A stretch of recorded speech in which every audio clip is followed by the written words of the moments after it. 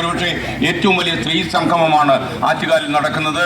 തീർത്തും ഭക്തി സാന്ദ്രമാണ്. നിങ്ങളിപ്പോൾ സ്ക്രീനിൽ കാണുന്നത് ഇതിൻ്റെ ആകാശ ദൃശ്യമാണ്. ഹെലിക്യാം ഷോട്ടാണ് പ്രേക്ഷകർ ഇപ്പോൾ കാണുന്നത്. 10,000-കണക്കിന് സ്ത്രീകൾ നഗരത്തിന്റെ വിവിധ ഭാഗങ്ങളിൽ കിലോമീറ്ററുകൾ നീളത്തിൽ സ്ത്രീകളുടെ നീണ്ട വരികളാണ് ഇപ്പോൾ കാണുന്നത്.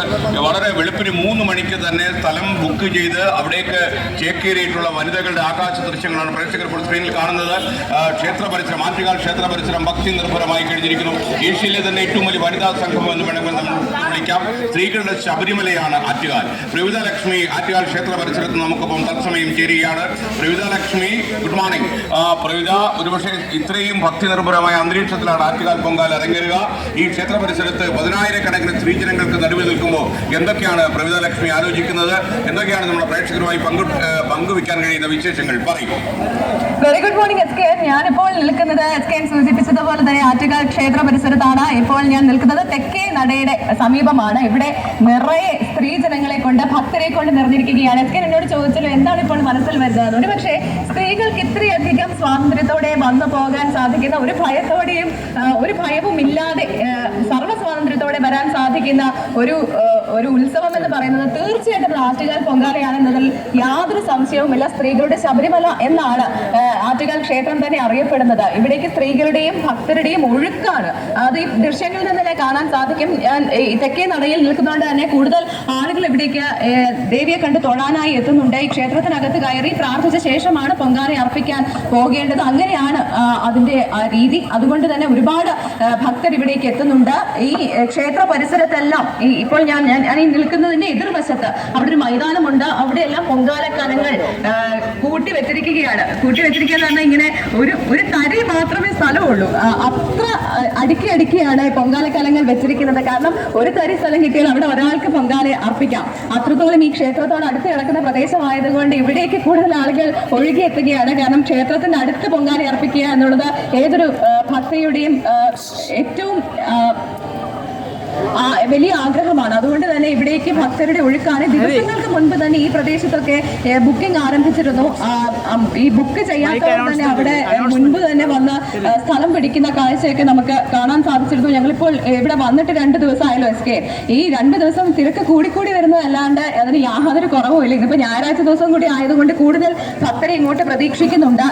ഇന്നലെ മകം തൊഴിലായിരുന്നു ചോറ്റാനിക്കരയിൽ. അപ്പം ആ മകം തൊഴിൽ കഴിഞ്ഞ് ഇവിടേക്ക് എത്തുന്ന ദേവി ഭക്തരായിട്ടുള്ള നിരവധി ആളുകളുണ്ട്. അപ്പോൾ അവരെ എല്ലാം ഉൾക്കൊള്ളിക്കാനായിട്ടുള്ള എല്ലാ തയ്യാറെടുപ്പും തിരുവനന്തപുരം നഗരസഭയുടെ ഭാഗത്തു നിന്നും ഉണ്ടാകുന്നുണ്ട്. SK അറിയാമെന്ന് തോന്നുന്നു, തിരുവനന്തപുരം നഗരസഭ എപ്പോഴും ഈ ആറ്റുകാൽ പൊങ്കാലയുമായി ബന്ധപ്പെട്ട് എപ്പോഴും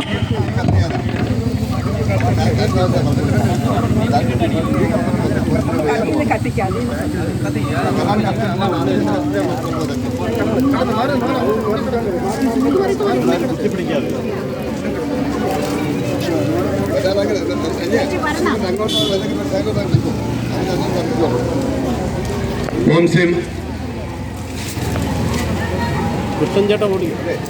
മഹാഗണപതി നമഃ. ആറ്റുകാലമ്മയ്ക്ക് പ്രണാമം. ആറ്റുകാൽ ദേവിയുടെ തിരുസന്നിധിയിൽ പൊങ്കാല തയ്യാറാക്കുന്നതിനായി ഭണ്ഡാര അടുപ്പിൽ ദീപം തെളിയിച്ചു കഴിഞ്ഞു.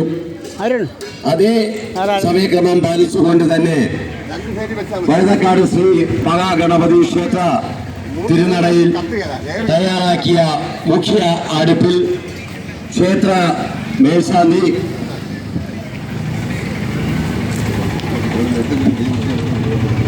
മേൽശാന്തി തിരുനടയിൽ നിന്നുള്ള ദീപം തെളിയിച്ചു. ഇപ്പോൾ എല്ലാവർക്കും തീ പകർന്ന് കൊണ്ടു തരികയാണ്.